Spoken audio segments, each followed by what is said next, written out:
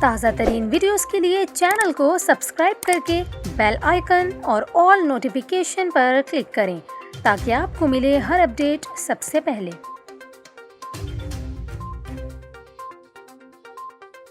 اور یہاں پر آپ کو خبر دیں، متحدہ عرب امارات میں 51ویں یوم وطنی اور یوم شہید کے موقع پر پورے ملک میں 3 دن کی تعطیلات کا اعلان کیا ہے۔ 1 سے 3 دسمبر 2022 تک سرکاری اور پرائیویٹ سیکٹر کے تمام ملازمین کو تنخواہ سمیت چھٹی دی جائے گی۔ وزارت افرادی قوت و اماراتائزیشن نے عام تعطیل کے حوالے سے ہدایت سرکاری اور پرائیویٹ سیکٹر کی منظور شدہ سرکاری تعطیلات کے اس فیصلے پر عمل درآمد کرتے ہوئے جاری کی ہے، جو اماراتی کابینہ نے کیا تھا۔